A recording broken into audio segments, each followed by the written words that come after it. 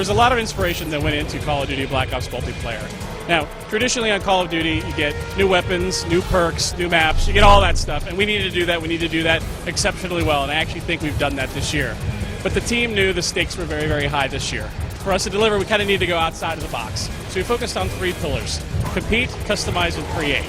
So on the compete side, we've added this combat training mode, which gives new players the opportunity to basically get their feet wet in multiplayer, but also add a very cool, new, and compelling game mode that allows you to basically play co-op with your friends.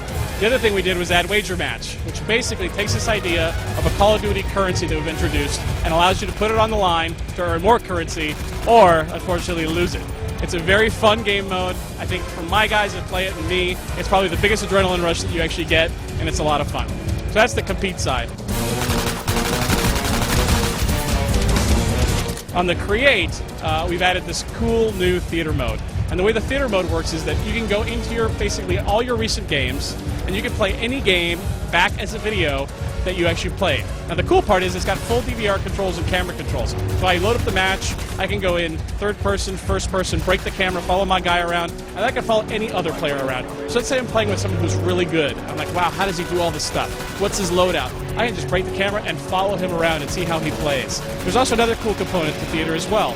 On Call of Duty this year, we've introduced this idea of a player card. So normally when I go into the game, I can go look at your name and say, okay, here's this guy, he's level 54, and that's what he does. Now think of it as your Call of Duty baseball card.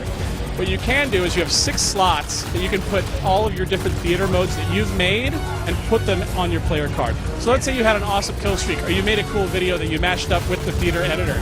You can then put that on your player cards for when anybody goes to say, hey, who's that guy?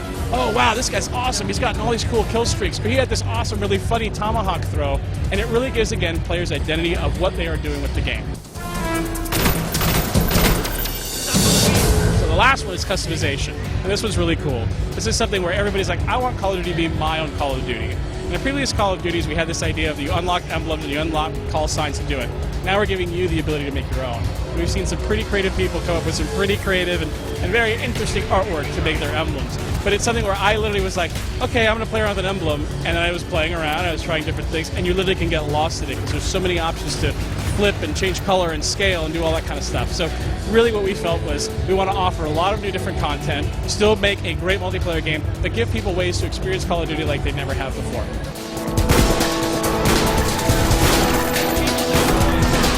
Combat training was actually something, as they mentioned, was a development tool to see how multiplayer worked, how the enemies, how things were behaving within the world.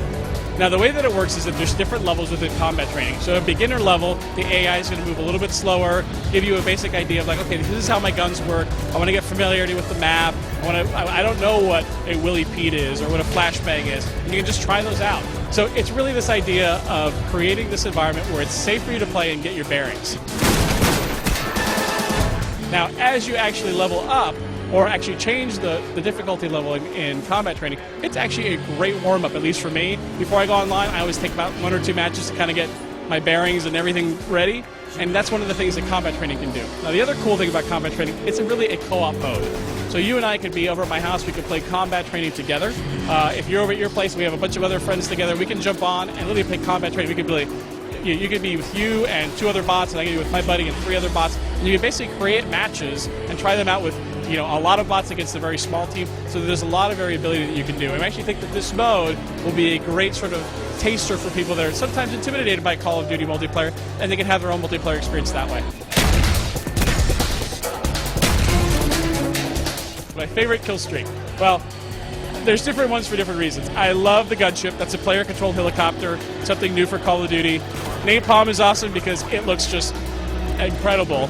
And then the RCXD, which is the remote-controlled vehicle, is a lot of fun because literally it's fun chasing people down on the map. So there's a little bit for everybody. What is going to shake the foundation of multiplayer? I think when people get their hands on Wager Match mode, see what it is. We've added these 4 new game modes within Wager Match. We actually think people are going to go, wow, it's so basic, but it's so much fun, and that's one of the things that me and my team play all the time.